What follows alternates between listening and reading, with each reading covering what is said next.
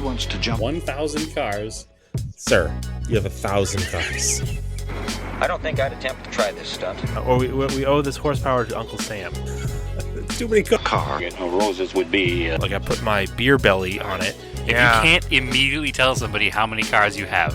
You'll really give those uppity yuppies something to think about. Stay on the bar. Don't go off the bar with your Bronco. 1980 Volvo horns, what's right? Yeah. I want to have a man's coolant. And he's like, oh, I thought it'd be small. It's for a small car. And I'm like, yeah, but it's still an automatic transmission. They're never going to be light. It's definitely going to have to crash. Starting off with Brad buying another car. That's the West. Internet. You know, is this a Nigerian oil print? I also wish you drove a tan Camry. Anyways, Anyway, that's a horrible, very horrible podcast content. very Talking about a picture. inside joke.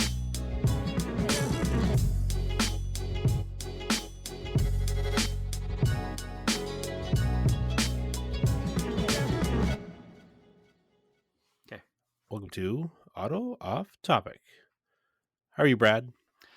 Andrew, I am great. Welcome to 2024. That's right. Have you ruined all we're of actually- your? Have you ruined all of your New Year's resolutions already? I said I would respect all builds, and I have not. You have not respected all builds? Nope. Okay, so you've already ruined it. Yeah, definitely. Sorry to hear that. I said I wouldn't make any New Year's resolutions, and then I said I would finish the eclipse this month, and then I'd finish an eclipse. Sorry, not an eclipse. My plan is to finish, or at least make one car better each month this year. So I ruined my plan to not make any 12 tries. resolutions by making a resolution. But the plan is finish the eclipse this month. Next month, move on to the 81 Cressida, the beige car. Then make the White Stallion run. And then just kind of like really buckle down and get on those all at the same time whilst making progress on the Mustang each month as well. So things have to get done this year. I can't sit on things. And I was doing really good at the end of last year, so I'm trying to carry that momentum forward. Had a little bit of downtime with the waiting for parts plus the holidays for the eclipse. So that's almost over. So hopefully can get some progress going pretty quick. But There is an eclipse in the United States this year, so yeah, there's a few of them. All Mitsubishis. When is that? Is it a solar eclipse or a lunar eclipse? No, it is a solar eclipse. A total eclipse, I believe, Of the heart? if you're in the path. And it's going to go across northern New England. I think it's in April. So I'm not in the path. Well, you'd have to look at the map because it's an arc, obviously. So Well, you may if I not can't be. see it, I will hold a piece of cardboard that is the same shape as my eclipse in front of my eyes. And I'll cover my eclipse in Okay. the driveway at the same time. All right, there you go. So, yes. Anyway, excellent. What do you have going on today, Andrew? Have you held fast and true to your typical New England wintertime car projects and done nothing? That is correct. I have started on the Scale Autocast group build. And Excellent. That's as much as I'll say on that. 'Cause Excellent. We talked about it on. I have also started on that. I have a kit already in paint and assembly.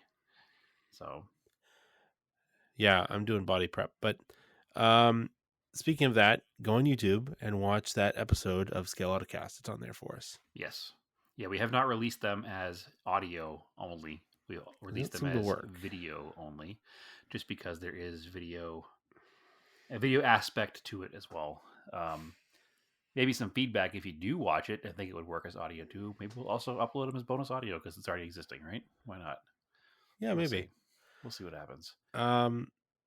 Yeah, that's what I've been doing. I'm counting down the days because I think we are at like 24 days to Rolex 24. Sounds about right. That's really what I'm looking for Yep. too. Yep. Yeah, no, I am super excited for that. You have been to a few endurance races. I think you've been to that race before. I have never have. been to an endurance race. So I am stoked for this to be my first full-on 24-hour endurance race. I know it's going to be kind of a whirlwind trip because we're literally flying in, watching the race, and flying home. But it's fine. I'm into it. Should be a Yeah, good but time. that's what I did last time. But we're there Friday to Monday. Right. I did it I flew in Saturday for the start and then left a little bit before the end. So a That little was less really of fast. little less of a whirlwind, but still a whirlwind nonetheless. So I'm excited for it. It'll be easier for me because there's no time change. You'll have a bit of a time change. So I don't think that I'll get too screwed up because I'm not going to have much actual. Like I can sleep yeah, whenever because we go into a 24-hour race, right? So it doesn't really matter. Like I'm not going to have to reacclimate at all. yeah. I'll be able to watch more or later into the night because I'll be like, although it's summertime, so I'm only 2 hours off, so it's really not that much. Wintertime. Yeah, I continue to be screwed up by that. It is wintertime. Wintertime.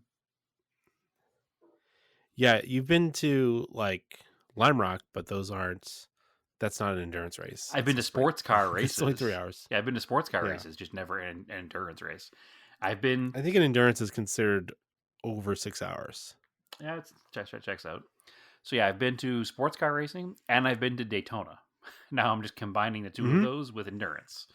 So because I've seen NASCAR at Daytona a few times. I used to go with my dad, and I've been to a few different sports car races over the years. So I'm curious to see what you think of the track because you haven't been there in a while. Like if it looks different, like the facility. I don't know what I'll remember, honestly. Because I was when I went there, I was impressed at how gigantic the place is. Yeah, it is huge. I don't think it's getting any bigger. Track's the same, so. Yeah, but it just doesn't compute on, or it doesn't get conveyed on TV how giant it is because it is a 2.5 mile oval. And when on you're walking up the stairs, on TV, a 2.5 mile oval presents almost as like a football stadium. Yeah, that's the problem. But you could fit football stadiums inside of them. Oh, 100%, because it's 2.5 miles around. To put it into comparison, when NASCAR does a race inside a football stadium, the track is less than a half a mile. So now make that racetrack 2.5 miles long from less than a half a mile. It's a big difference. Well, yeah, when you talk about the Clash, because that's even smaller than a modern football stadium. Yeah, less than half a mile. So, yeah, it's big. I don't know. I'm actually gonna look and see how many acres it is. So it's a big area. I don't know. Well, wasn't that during the Indy 500 coverage? It was what? 180 acre infield. Wow. Yeah, that's huge. Lake Lloyd, the lake which is inside the infield, is 29 acres. Okay. Just the lake. So, yeah, the 180 acre infield. That's just the infield. The whole complex is 500 acres. So, it's a big place. Yeah, and then my other mission while I'm there is I want to see where my seats are for the Daytona 500. Oh, okay. Because you can walk everywhere during the endurance race. Do you know where a roundabout they're going to be? I do. No, I have them in the app. I know exactly what seats they are. Okay. What turn are they at? And their turn. It would be turn 1 because after the start finish line, right? Well, are they in the tri-oval or are they into turn 1? So if you're in the infield looking at the stands, they're basically in the top left. So that'd be turn 1. Yeah. That's cool. So yeah, I used to go with my father. We had amazing tickets that were behind the flagman. So that was crazy. Pretty crazy to have those tickets. Yeah. Well, I guess my father can correct me and we can have a pedantic correction next week, but I think it's because my grandfather had been buying them since the 50s or 60s, and they kept getting, upgraded every year. So we had really good seats at that place until NASCAR got greedy and they decided they wanted to not sell individual NASCAR day tickets, and they tried to sell us whole week-long Speed Weeks passes for way more than we were willing to spend, so we had to give them up. But sounds like they're selling day tickets again. Oh, they would sell day tickets, but not for the seats we had, I guess, or something like that. Again, we'll have to ask them, but even these were not cheap. This is not something I would do every year. This is a let's do it because I've never done it before type thing. So you're saying it costs more than the Rolex tickets? It cost. I'm going with my wife, my in-laws, and Stephanie's like, "Is there a kids ticket?" I'm like, "There's definitely not a kids ticket. There's not kids tickets to the Super Bowl, Stephanie." I was like, "It's not." Yeah. So I'm like, "He better enjoy it because I bought 5 tickets, and the 5 tickets cost more than the entire trip to the Rolex." Okay. Yeah, I get you. Well, I know that he'll enjoy it. Maybe not for the entire 3.5 hours of the race, but he'll definitely enjoy being at a NASCAR race. So, but it's more for my in-laws so that we can, because they've always wanted to go. They're NASCAR fans, so trying to give them some experience and also enjoy the experience ourselves. Yep. So, well, it'll give them time with their grandson and a little family time, and it's pretty cool trip. Yeah, we're not going down just for that. We're gonna do some Disney before that. So sure. So you picked all the cheap things to do. I mean, all the best things you can do in Florida. Yeah. I mean, Disney, Daytona. I guess we go to like we go to like, maybe cheap would be like a gator show or something, which I bet Marco would also enjoy. You should probably try to find a gator show while you're there. Now that you've put that into the universe, that sounds like an epic time. So I've not been to Florida in a very long time. So it'll be interesting to go back to Daytona. Actually, that's not true. I was there a few years ago. I drove into it to pick up a car. I forgot about that. Yeah, I've not been like last time I was there Florida. the last time I was there was for Sebring, which was also cool, but it's in the middle of nowhere, unlike Daytona. So yeah, I think I was in Florida when I was like 22 or 23. Was the last time I spent any time there, and then I did pick up a car there with a trailer a few years back, but I was only just over the border and out quickly. So haven't been there in a while. We'll see what's new in the old state of Florida. Arizona of the East, if you will. Definitely. That's so that's what I'm looking forward to. But have you done any Project Car stuff? You said you did a couple things. So kind of. I haven't done much, but there's progress updates. The cylinder head is ready for pickup with the Eclipse. So I shared some pictures on, I think I only shared them on Discord and maybe on join the Threads. Discord. Yeah, maybe on Threads. I didn't share them on Instagram because they weren't very photogenic, and I like to put nice pictures on Instagram. Looks beautiful. The machine shop went all out and they made it look brand new.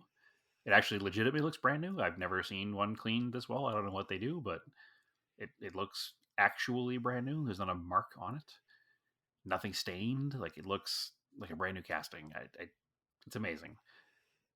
The only issue they ran into, which I need to figure out, I just learned today. Now I need to figure out how to fix this or how to find the parts. I'm sure they exist. He went to take off the cam gears to do new cam seals on the end of the cams. And thankfully he did take them off, because both of the dowel pins were shattered. So in the cams that hold on, the dowel pins that hold the cam gears in place. Yeah, they're shattered. So from the shock. Yep. Of the belt jamming or something. Correct. So at least we know that, instead of putting it all together and then starting the car and then having it immediately fail. Having the cam gears shear off and it bend all the valves again. Yes. Ugh. Which is what happened to me 20 years ago, if you don't remember. I got my car back and did not do the work myself. I farmed it out because I did not have the knowledge, time, or skill set at that time in my life to do it myself. And I got the car back, and the shop did not check those cams or those dowel pins, and the engine lasted about 500 miles when the cam gear came off. So I should have thought about it myself this time, but I didn't, because it's been 20 years since then. But at least the machine shop did. And so now he couldn't find them quickly. So I need to find the dowel pins. I honestly haven't even looked yet. I don't know if they're available new, but I'm sure somebody in our network of Eclipse DSM 4G63 people must have a set. So, or somebody knows how to figure out what they are, because they're just pins. Steel dowel pins. Yeah. So there's some sort of measurement to them. Yeah, he gave me the measurement. I forget what it was. Yeah, I wrote it down. So I'll figure out what they are. So I'll need to get those before I can put the whole car together. I'm still waiting on some parts anyway, so it's not like I can just throw the whole car together. The important thing is I do have all of the gasket sets and the new head bolts, so I can start the assembly. So I can get it all the way to the point where it's time for the timing belt. I'm still waiting for some parts for that. So I can at least have it pretty much ready to go. Hopefully pretty quickly is the plan. I'm hoping I can get the cylinder head back on. Maybe this weekend is pushing it, but hopefully before next week is out. Because I'm going to actually have my parents will be in town for a bit, so I probably won't be doing much work on it while they're here. So, or maybe I'll just force my dad to help me put it together. Yeah. So, nonetheless, but yeah. So that's all taken care of. I hit 3,000 miles in the motorcycle, so that project is also come up, because 3,000 miles is time for an oil change. And time for a valve job, valve adjustment. How old and British? Yes. Well, that's part of the reason the bike is so cheap, because it relies on old British technology, and it has 3,000 mile intervals on the valve adjustments. It's a single cam, single cylinder, so it's not like a super labor intensive job to do that. It looks like once you've done it once, you can probably do it in like 45 minutes. It'll probably take me a little longer the first time, but that is actually this weekend's plan to do that. So I don't want to ride that too far beyond the allotted mileage without having fixed it properly. So I'll be doing that this weekend. So I will say that the more miles I put on it, because I bought it with a lot less miles on it, and I've read a bunch of places that the more you ride it, the more it kind of wakes up and doesn't get fast, but gets faster or quicker. And it's definitely true. I was riding it this weekend, or last weekend, I guess. Last Saturday, I rode it to the PAVS show, and I was able to maintain 75, 80 on the highway the whole way there. So when I first started riding it, I was not. Now I can. Weird. Yep. Yeah, they say that's a thing. I don't know if it's ECU learning or just parts wearing in. I don't know, but I definitely couldn't do 75, 80 when I first got it, and that's what people say. Like eventually, it seems to like come into its own right about 3,000 miles.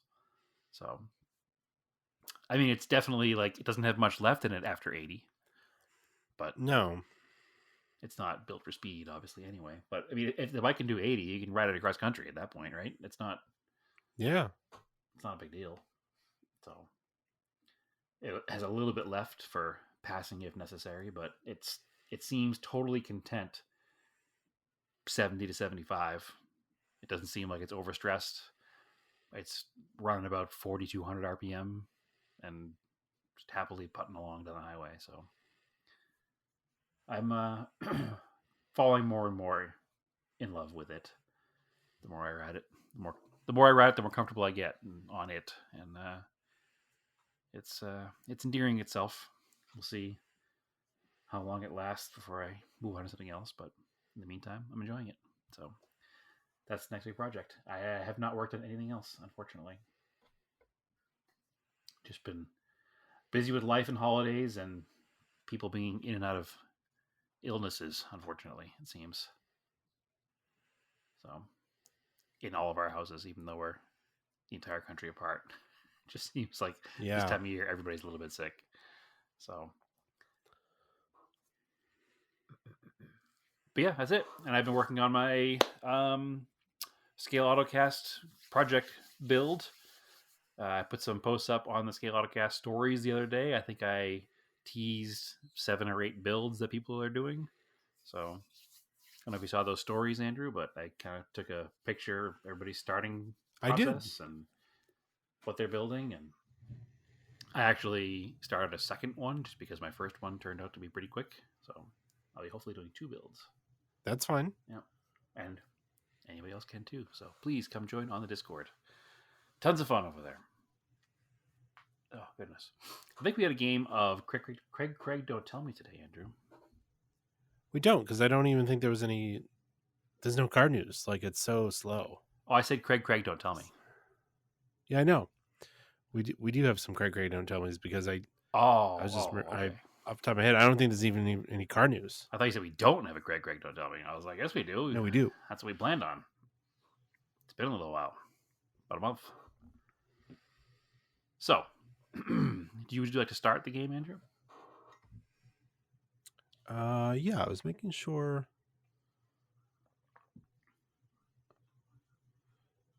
A couple pedantic corrections. Oh. Excellent. Rally Santini corrected me. Rally Pacifico, when I was talking about EA Sports WRC. Okay. He's pretty sure it's supposed to be Indonesia, which makes sense. That's what I was kind of getting at, and I couldn't think of the name. Because that's where Mitsubishi was like real big in the 90s and won a lot of those races. So it's called Rally Pacifico? Yeah. In the game. And what's it called in the real game? life? Indonesia. Oh, okay. That makes sense. Yeah. And I think that event still exists. Yeah, I think so. Yeah, it's part of the Asia Pacific Rally Championship, which we did discuss last episode. We did talk about Indonesia still existing, so and it being part of the Asia Pacific Rally Championship. And I'll have to set up another EA Sports rally, WRC rally. So it's just like Dirt 2.0. So if you've got the game, we've got a RaceNet club. It's off topic. Just go to request to join it. And if you don't get approved right away, just DM me a message. I'll go in and approve it. But I'll try to set one of those up to go weekly again. Okay. I kind of did it, and then the holidays hit, and then I didn't do the last 2. I set up 4, and I only did 2 of them. So, and maybe I talked about this. One of our Discord users and the first guest we had on, Jared, got us a couple of us hooked into this EA Sports WRC group that started with Dirt. But they do like championships, and we do it as a team. There's 4 of us. So it was like me, Jared, Rally Santini, this other guy, Sump 22, which I don't know his real name. But we finished 3rd in the world of that. It's like the junior WRC they did. Okay. Which is pretty good out of like 3rd in how many? 40 teams. The world? Out of like 40 teams. That's really good. It's like worldwide. Yeah, it's cumulative. So like, the 3 of them are like a lot faster than me. But if somebody crashes, then like the next person on the team with the highest points goes to the team's total. So okay, we were pretty consistent in finishing at least. So that's what put us up high on the board. Oh, that's pretty good. Yeah. You're intimidating me from buying the game and racing with you guys because I'm definitely not 3rd in the world contender. No, if they're all faster than you, you're faster than me. I'm in trouble. I think the game's a little more forgiving than Dirt. Is it?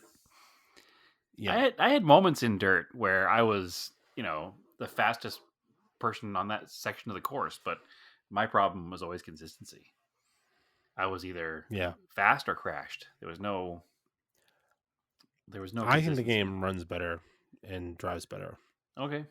But Well, I still haven't bought it yet. especially, I need to buy it. yeah, especially because we were running WRC 2 cars, I think they are, which are basically NA turbo full drive. No, sorry, NA turbos. NA turbo. They're Yeah. no, yeah, they're turbo all drive cars that are. They don't have the crazy aero that the new WRC cars have. They're kind of like a few generations old. Okay. And I think again, Rally Santino, probably correct me on it. I think they're close to like the way R5 cars were. Okay. But in the game, they drive so well. Like you feel like a hero when you're driving them. Like they drift and like you can do amazing stuff with them. But even if you feel like a hero when you're driving it, everybody in that same league was driving the same car. So to finish third in that series is still pretty impressive. So congratulations to all of you. I did see the talk of that in the Discord, but I wasn't really clear of what was happening. I didn't know it was like a team-based thing. So that's pretty awesome. Yeah, there's another Discord we all had to join. It's like JRC something. They joke that there's like, there's guys in that are like really, really good. That just like these people are just like aliens. Like I don't know how you're that good at like a sim game. Well, I mean, only 2 teams beat you guys, so yeah, they're probably people who finished I don't like know. 8th There's and 9th who were like, "What is up with this team with Andrew and these guys on it?" Because they're not human. Yeah. So it's kind of like randomly. It's pretty random, but did you see that like 13-year-old that beat Tetris? I did actually, yes. The first human that ever beat Tetris. Yeah, I don't understand how we know that he beat it because the game just freezes. That's how people have figured out that's how the game will end. Because the only way that it's happened is they had an AI program that could do it. Oh, okay. That was the only time it ever happened before. Okay, I didn't know that. Yeah, that was a wild video. That kid, like, good for him. Like, I don't know if he's like a Twitch streamer or something, but he probably just made his entire career with that one video. So good for him. What was weird was I saw it was like, I don't know, a PBS video on it actually online, but they were talking about like a human only got to the 35th level in 2018. The game was created in 1985. Yeah, but it was like, it's like the game just, I think the trickiness of the game is that it just repeats and goes faster. Yep. Up to a point. Yeah, I mean, listen, I've gotten nowhere near level 35, and it gets to a point where I can't even watch the screen because things are moving so fast. Yeah, so weird. And I've always considered myself a pretty, like, decent Tetris player. It's funny, when Naomi had surgery a few years ago, she was down for the count for a few weeks, and I bought her one of those, like, 252-in-1 game systems, just so she could play old video games like on the couch while she was recovering from surgery. And she got really hooked on Tetris. And anybody who knows me knows how competitive I get with stupid games. She smashed it and threw it at her foot? No, I did not. No, this is a different surgery anyway. I did not smash it and throw it at her foot, but it became this thing where we were just going back and forth of outdoing each other's high scores, to the point where like we were getting really good at the game and really scoring pretty high. But I know for a fact we didn't get anywhere near maxing the score out at 9999999. So I was impressed with myself, and now, much like those robotic racing drivers that you talk about, I'm not impressed with myself anymore because I've seen somebody else play it who beat it. Yeah. I wonder if other games will start being like that too, because the generation now is more in tune with video games. Like, somebody who's 13 years old was like raised with a cell phone in his hand, playing repetitive games like that. So, yeah. Plus, they have all the knowledge of people before that have like studied the game. Sure. So, sure. Not taking anything away from the kid who did it. Like, it's impressive nonetheless. It's just, I wonder if we'll start seeing more stuff like that. Like, I know like the impressive speed runs of other games from my childhood sometimes, like guys that could beat the entire Mario game in 17 minutes or something.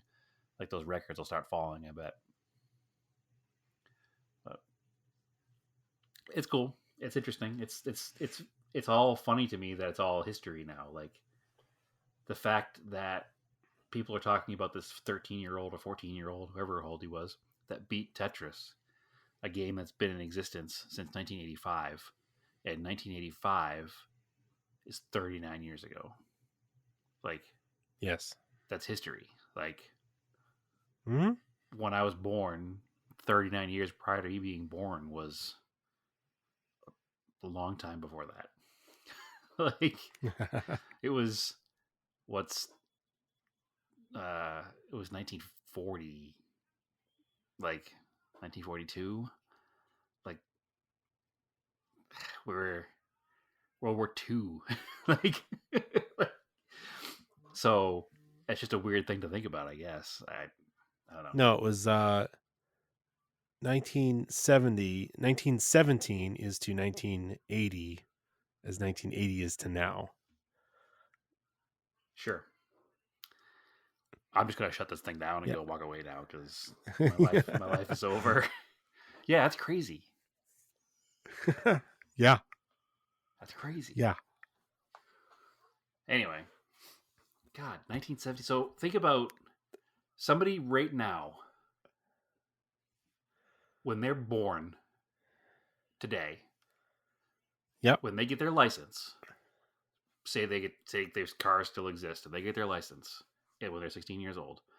If they get a 1980 car, Yes. it would be like us buying a 1917 car for our first car. Yes. Whew. Yeah, that's really weird, right? Yeah. Imagine pulling up to high school in your 1917 Detroit Electric. Like, what?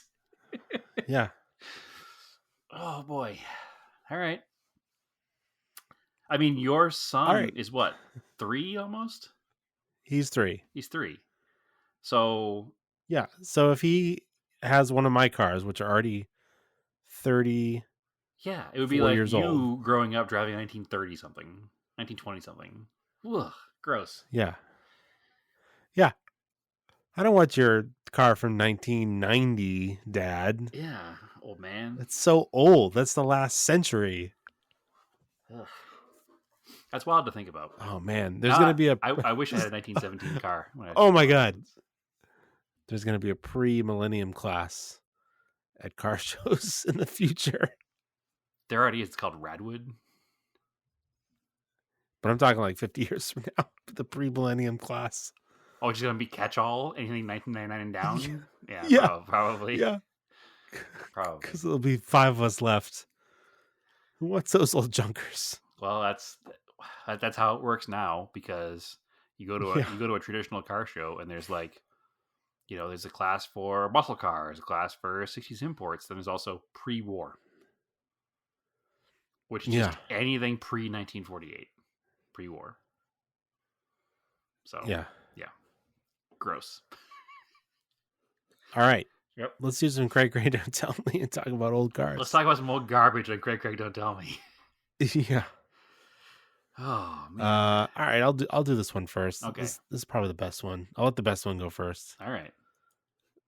I think So you'll get Craig Don't Tell Me, anybody who doesn't know, the rules are we pick some cars off Craigslist from any market.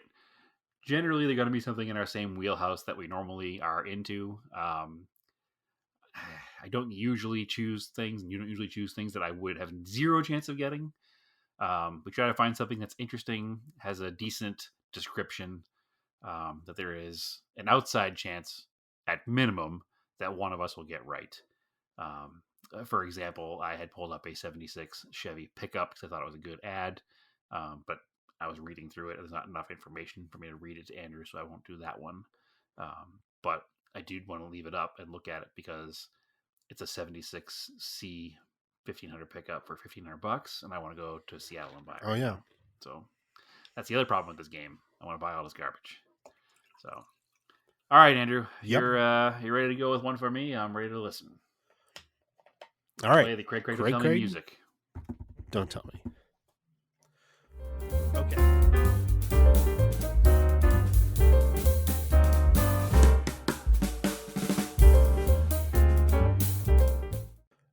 Okay. This is, and I know this is a good Craigslist ad, is that they somehow modified the font Oh, to make it bigger. So they've got some skills here. they know computer code. One of the few American-made vehicles with true luxury, providing a euphoric driving experience in the most elegant color, carmine red. This gorgeous blank comes fully equipped with every option available in those days and more. Especially is important that this particular vehicle is professionally Z-Bart rust-proofed when new. Oh, I think that's 80s. Also, the vehicle is only approximately 5,700 miles, which may change due to local driving enjoyment. 5,700? Yep. Okay.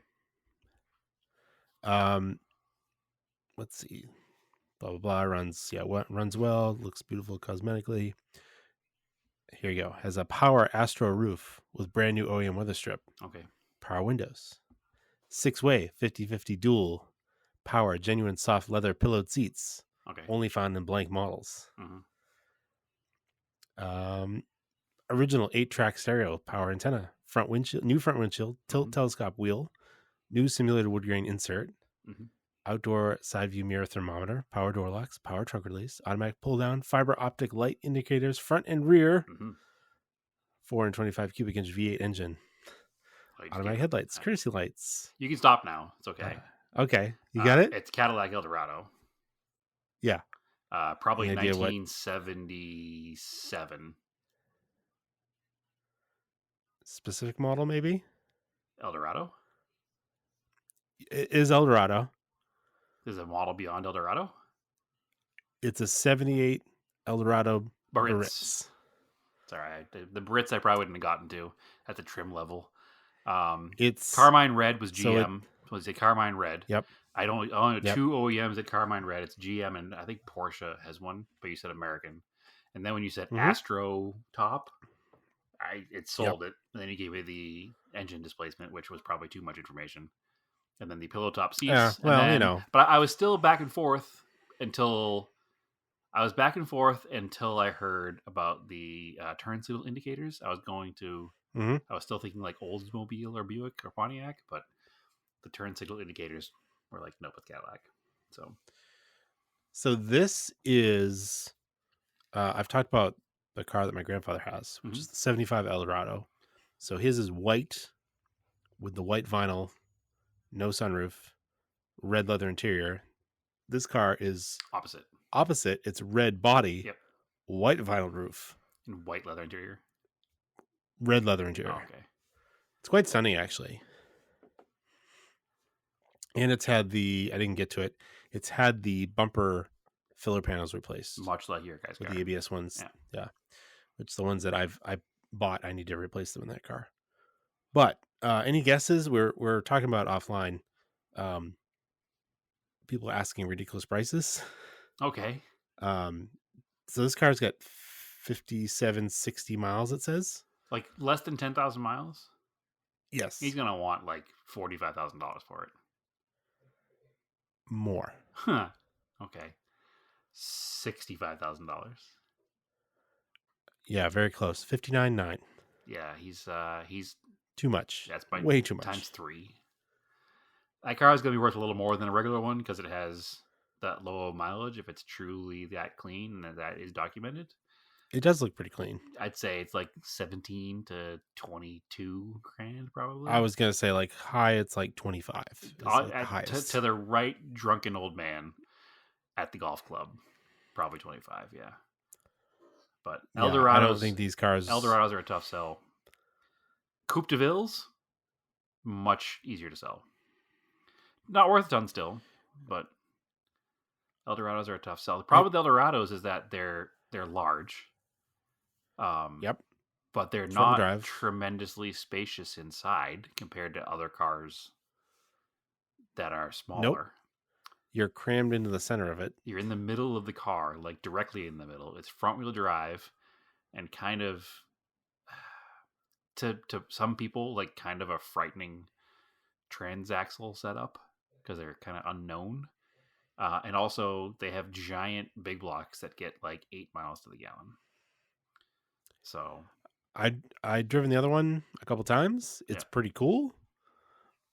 I no, don't know it's if I cool. drive it all the time, It's but cool. It's a cool extra car to have. Like, it's the kind of thing like it's almost a family heirloom for you guys. Like, it's something that will be around, and it's your grandfather's car, and it's cool. And he's owned it since what? He bought it almost new, right? So like 77, 78 he bought it.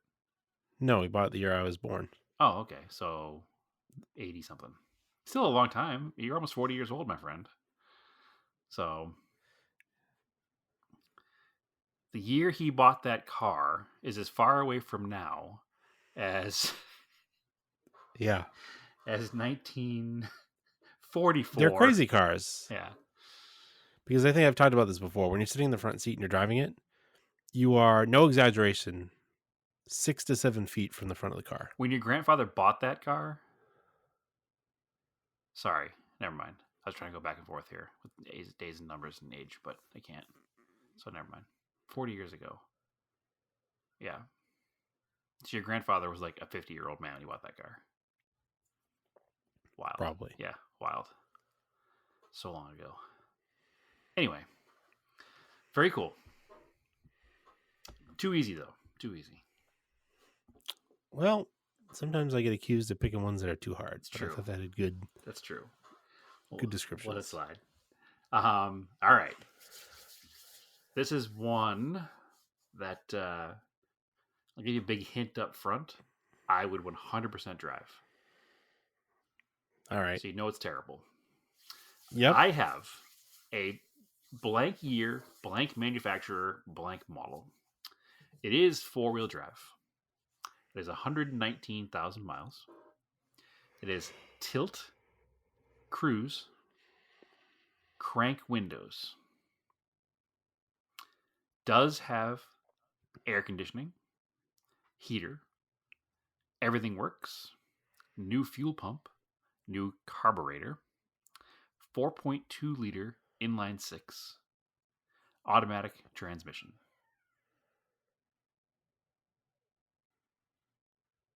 That's it. So 4-wheel drive, 4.2 liter straight 6 with cruise control, air conditioning, crank windows. heater, but crank windows. Oh boy. Well, Jeep's had a 4-liter, so it's not a Jeep.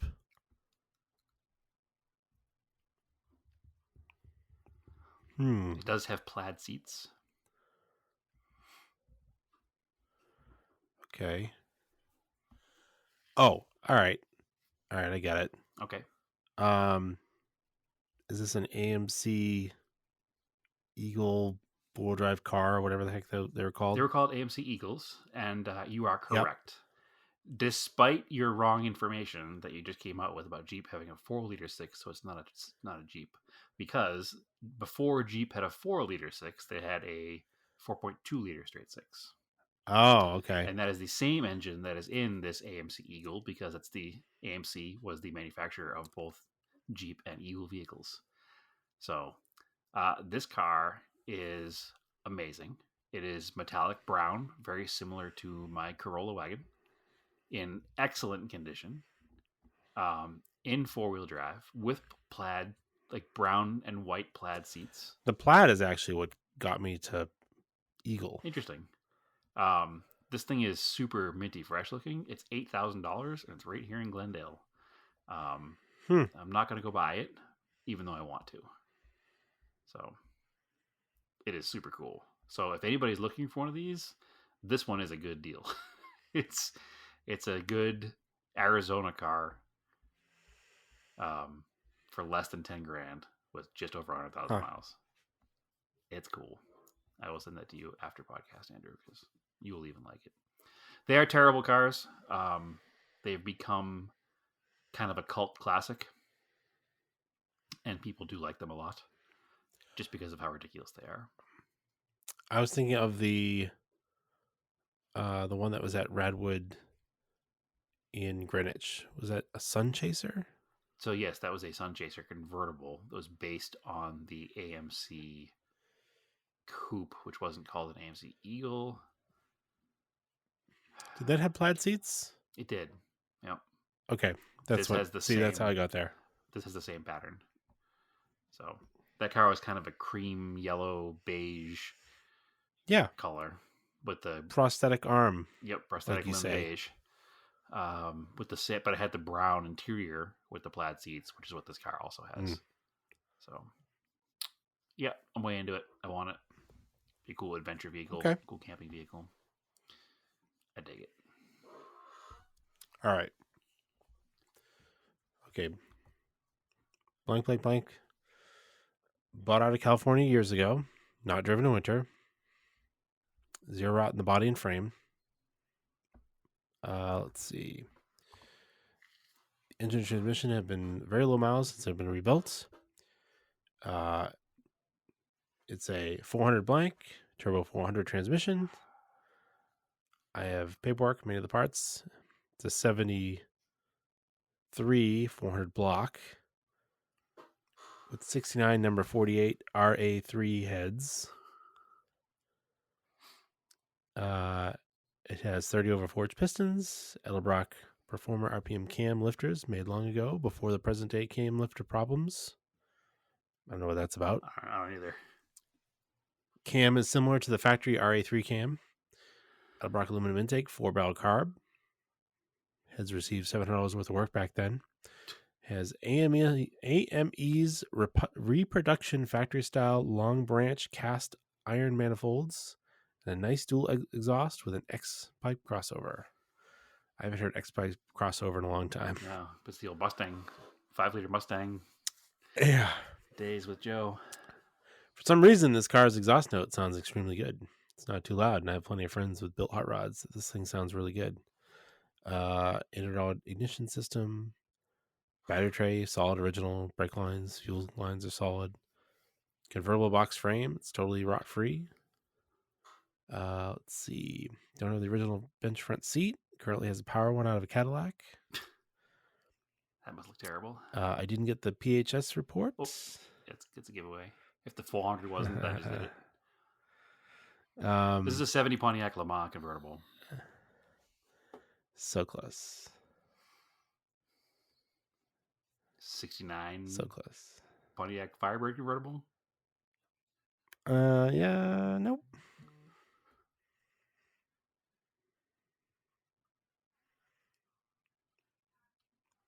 I mean, you're like in the infield. What else you got? Well, convertibles. Grand Prix came convertible. Nope. Not a Le Mans. Well, I mean, is it a GTO? No, it can't be GTO Nope. because the Come on, what else did Pontiac have? for convertibles.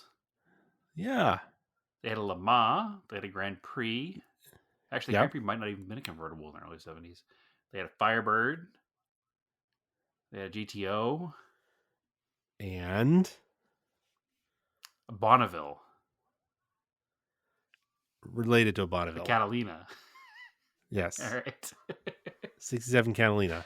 Okay, I should have gone with Catalina as my first guess because the last car was a car you guys own, and this car is a car you guys own. Yeah. Excellent. Yeah, there was a lot of information in that one that PHS sold it for sure, but I was pretty much at Pontiac already with 400.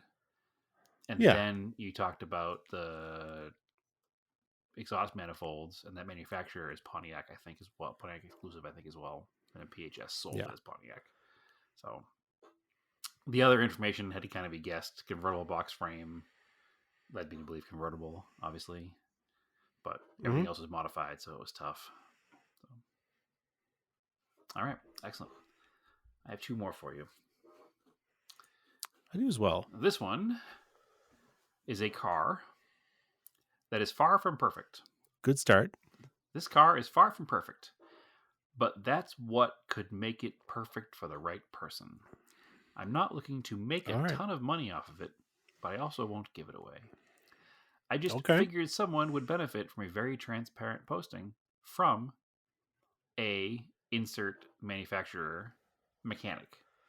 Parentheses. Is this me selling this car in the future? Parentheses, me. I just finished my blank car and no longer need... I just finished my track car and no longer need my street car. It has been a blast. I just want to find its way to someone like me when I was younger. If any of you want a fun toy needing some TLC or want to get your kid into a slow and fun car, this might be up your alley. It has been tracked, autocrossed, and subject to general mayhem you'd expect from a 20-year-old until now. I'm now 34, in parentheses. This car came with stock matching black 951 seats. Or I can sell it with a pair of worn Sparco revs. Again, worn out, but perfect as a starter seat for an enthusiast with a narrower frame like me. Parentheses. My waistline is 32 inches. I'm not 100% sure on which wheels I will include. Likely 16-inch factory wheels, but money always talks. Good. Compression, lowest is 150, highest is 175. New timing belt, water pump, balance shaft. Lindsay AC delete. Factory manual steering swapped. Cross-drilled crank. Oil pan baffle, modified pickup tube, cylinder head decked, Sachs sport clutch and pressure plate. Fresh speed and reference sensors, refurbished AFM. Dash clock works. Lindsay plug wires, recently installed with new plugs, new distributor cap rotor, eye-back springs in the front, new sway bars front and rear, new rotors, EBC yellow stuff, slotted rotors, stainless brake lines, Boston acoustic speakers. The meh deviation on compression is mild, but it runs well. Smoke on cold start, blah, blah, blah. What's some important stuff here? It's getting a little wordy.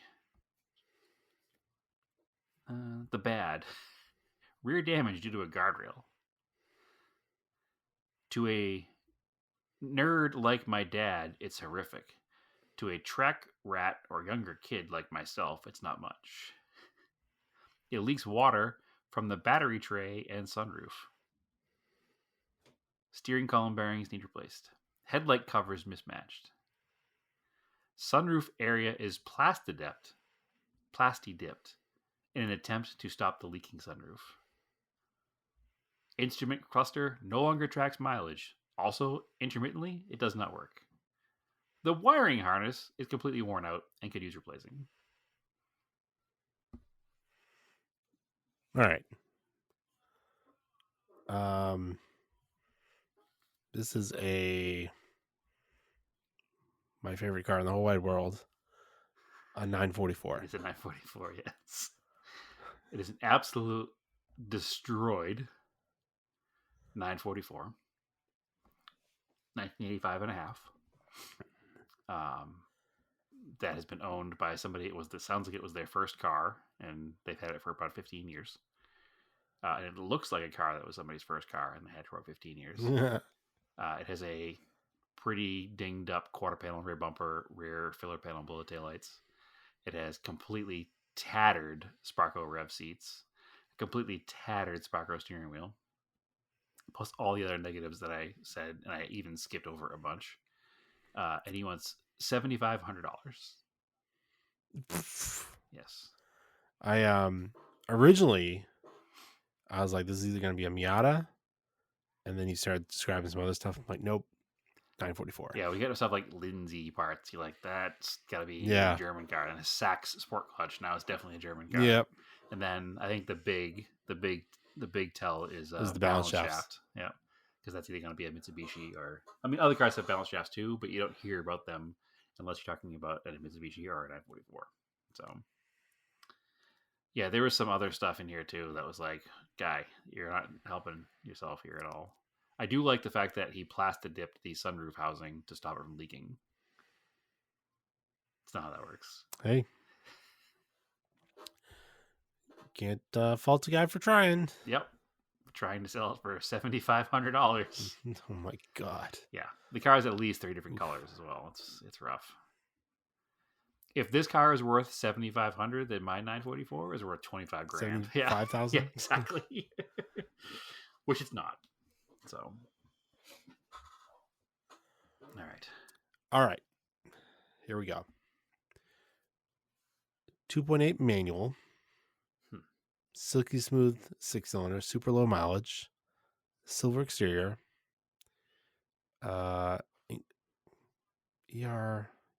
ECRU interior. I don't know what that means. With very rare cloth sports seats. Okay. An original California car with no modifications, except for an iPhone adapter. Purchased on Bring a Trailer in August of 2022. Ooh, so somebody overpaid, so they want too much money for it. I don't think so. But yeah, that's all I got. So the other two had a lot of information. This has got almost nothing. So sport seats? Yeah. So it's a luxury rare cloth sports seats. So seats. it's a luxury brand that has a sports seat option. Like Audi has cloth sports seats. Mm-hmm. Mercedes or BMW might offer cloth sports seats. Get 2.8 V6. That's where I'm a little lost. 2.8 V6 has me leaning towards Audi. What was the transmission again? Manual. Didn't say how many speeds. No. Manual transmission, cloth sports seats, 2.8 V6. Yep. I don't know what ECRU means. That's probably a dead giveaway because it's probably a specific vehicle. I'm gonna first guess Audi A4, like a B5. Bing, bing, bing. You got it. Did I really? 2001 A4. All right. 2.8 manual. All right, that's cool. Silver. So yours was a 1.8T? Yes. With the sport seats, right? Correct. I had cloth sports seats. Mine was a 1.8T Sport. So it had factory springs or 1 inch lower. It had cloth sport seats. And the coolest thing that I thought, like other than that those are the coolest things, but it also, so the factory performance one, the S4 had wooden interior trim, but the sport package A4 had brushed aluminum, and it looked way sportier than the S4. Yeah. So these, I think we've talked about this before. This generation car has aged remarkably well. So good. They were like controversial when they first came out too. People were like, "Oh my god, it's so bubbly looking." Like, no, it's a really good looking car. They're a little complicated in the suspension design. They're multi-link front and rear. I think it's like 4 control arms per corner. But once you've gotten past that, and once you've done like the main services like timing belts and whatnot, they're pretty solid cars. They're pretty easy to work on in comparison to their S4 brethren. Like you get a 1.8T, it's a simple car, everything's accessible. I would not stray away from buying another one. If I found another like late model like mine was, 2001 and a half, 1.8T sport package 5-speed car, I'd definitely buy that car.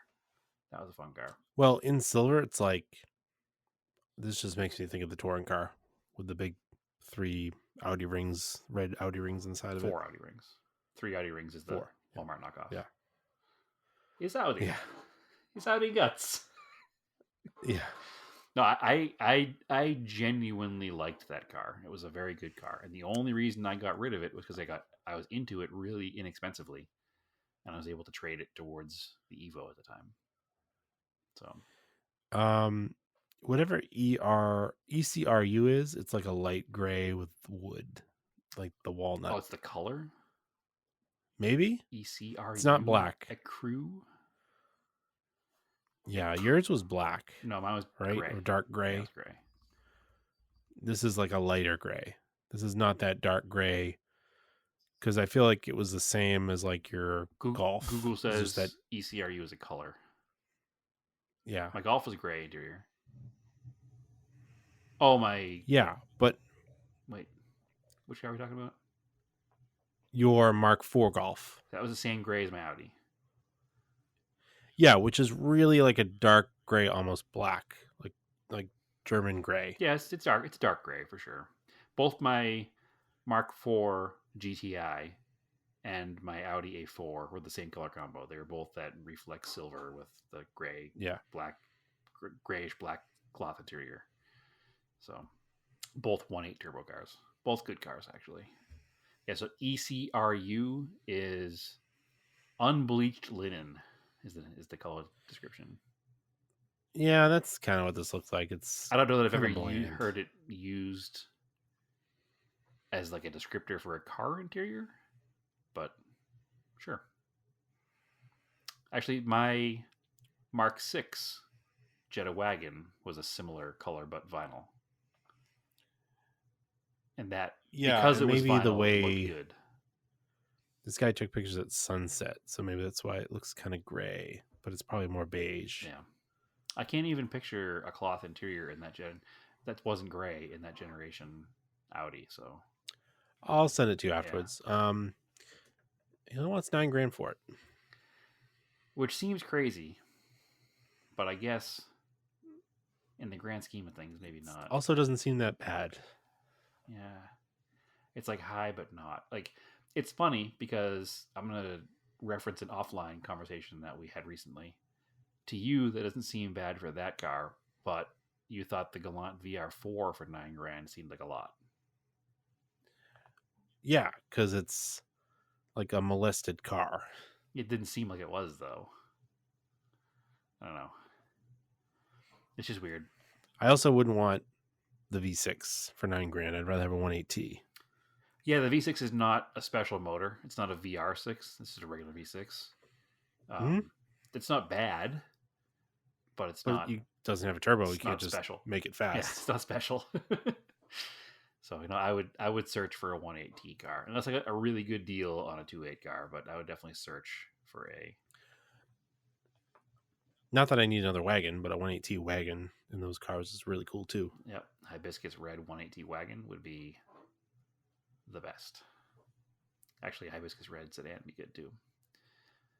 Yeah, I think I'd like to also have another one of those cars in a color, because mine was silver like they all are.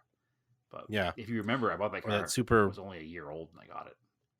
Yeah, that super rare yellow they had too. That's the one that sits near our parents' house. Yeah, there's a really nice, I think it was called Cactus Green they had. It was a nice green color.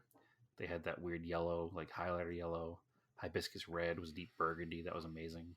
There was some really good colors in those cars. Just most of them were silver, which is why the reason I bought mine was because it was dirt cheap. I think I paid $11,000 for it. And it was a 1-year-old Audi. Like, it was like a $30,000 car. It was hit on the passenger side rear door. It needed a door. So I think I bought it for like $11,000 and immediately drove it to, if you remember, it's gone now, but Junior's Auto Body. Actually, you do remember that because they did your Honda, I think. Yep. And they hung a door on it and painted it, and I was into that car so cheap. But that's the reason I got rid of it too, because I think I got $22,000 or $23,000 on my trade-in. So, yeah, crazy. It's still kind of a once-in-a-lifetime deal I got in that car. So that was a good car, though. That was the car that kind of brought me into driving normal cars for a little bit, because it kind of brought me into like a modern era car. So, all right, one more. Available now, blank, blank, blank. Turbocharged, manual, 4-wheel drive, 48,000 miles. We are offering this stunning blank, blank, blank to a new owner. This blank is fitted with the turbocharged 4-cylinder engine, selectable 4-wheel drive, and 5-speed manual transmission. New tires have been fitted. If you're after a turnkey, unique, and efficient vehicle that can survive all road conditions, look no further. It's a little information a little later on. It's going to be a little bit of a possibly too much information, but I'll give it to you anyway. 5-speed manual transmission, selectable 4-wheel drive, 660cc turbo. Oh, okay, yeah, because that was really throwing me off. I didn't know what you could get with a manual turbo.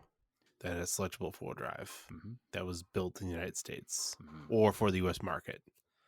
So it's K car. It is. It's got to be some sort of. Was there a Turbo K truck?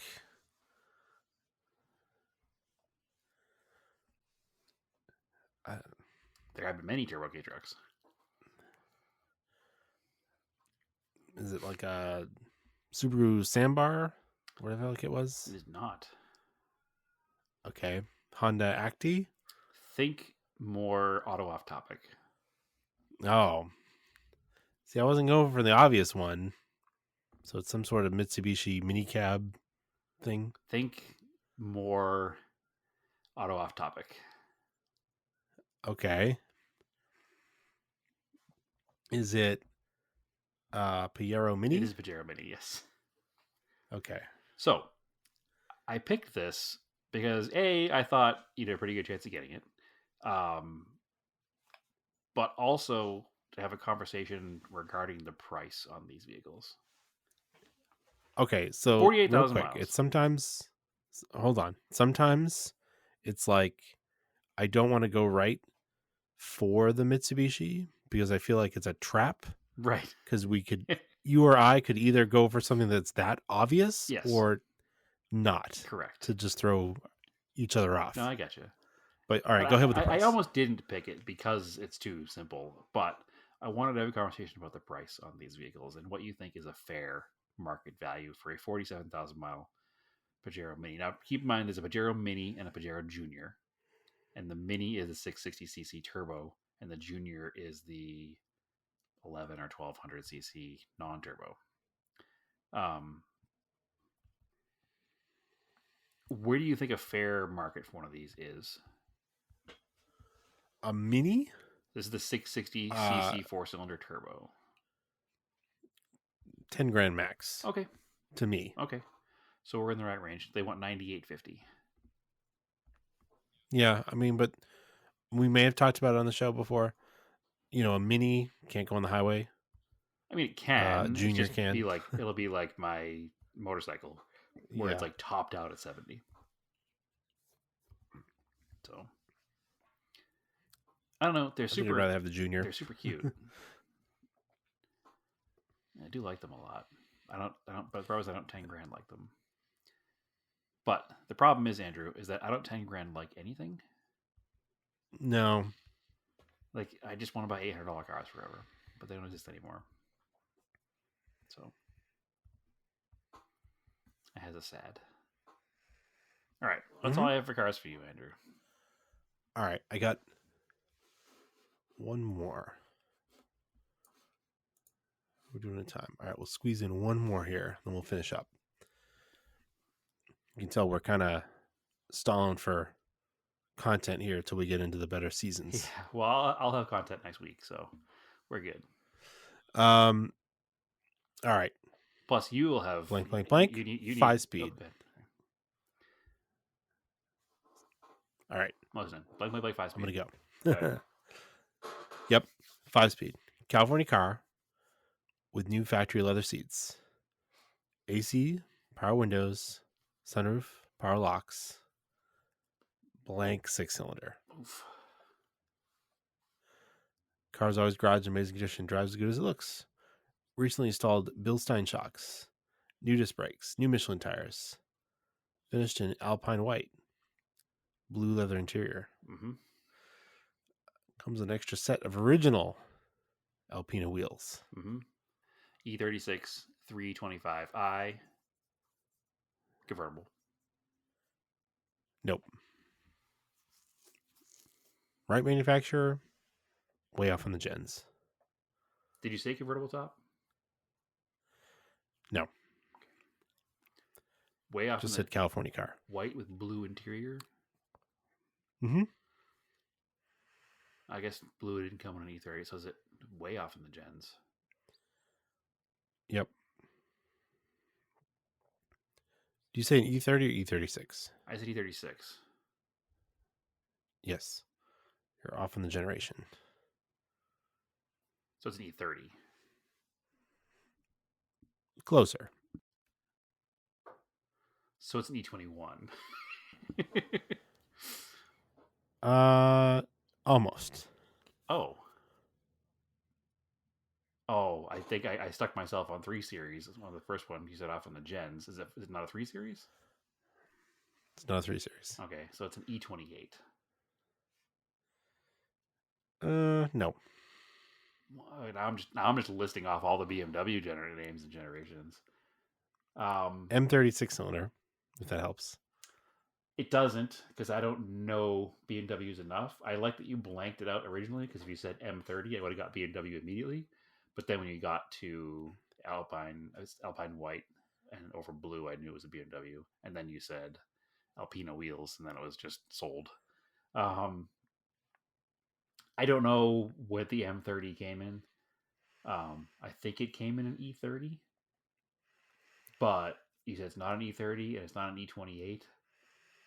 So it's not an E36, and you said E36 was way off.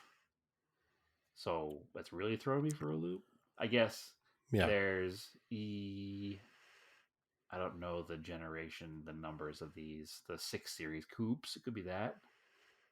Nope. It could be a 7 Series big body sedan. I mean, it could be anything like that. They're pretty. The description doesn't give me enough beyond that. I'm just going to start guessing BMWs. Okay. So I get the right car. It's a BMW, and it's got to be of the 80s era with the white over blue. I just don't know which one, because they all could be head that way. All right. I'll give it to here. 81 BMW 528i. So it's an E28. E12. Oh, just before the E28. Mm-hmm. Is it? It's white over blue. White over blue. It's very pretty. That's a good car. It's I'll send this one to you too. It's spectacular looking. I'll send it to you. I'll buy it. Is it expensive? No, you won't buy it because it's $18,000. I'll buy it. It's feels like it's priced high, but yeah, the interior looks pretty. That is on the high side for sure. If you remember, when I was in Seattle a few months ago, I actually was considering purchasing one, an E12, and driving it home. That was blue interior with a blue exterior, and it was a pretty clean car, and it was like $3,800. Like, this car looks really nice. There's a picture of it on the Alpina wheels. Yep, it's got that big chin spoiler. The bumpers are kind of big, but they're not like super big. All right. Yeah, but unfortunately, I'm not going to get any more close on other than 80s BMW. Yeah. But excellent. That was a good run of Greg Craig's. So I think that with that, we're going to end the episode. I want to wish you good luck in your upcoming Nor'easter. Yes. Okay. We got it in there at the end. Yep. A little weather talk at the end. So, all right. Andrew, close it up. Yeah, where can they find you, Brad? Oh, they can find me on Instagram at TSISS350 and at Scale Autocast, and also the same names on Threads. Yes, Odd Off Topic Podcast on Facebook, Odd Off Topic on Instagram, Threads, and I am Race and Anger on Instagram and Threads as well. And also, yeah, Scale Autocast. We're doing the build there. So if you're doing one, either tag us in photos you've got on Instagram or wherever, or send them to us and we'll share them if you want. Yeah, it's open to anyone, and there's no prize, and we're just doing it for fun. And we'll probably try to keep it going over the year. Yeah, we'll do another one afterwards for sure. Mm-hmm. Excellent. Because I am really enjoying getting back into building them so far. Good. This is why I wanted to do it. All right, cool. Keep your cars analog and aim for the roses.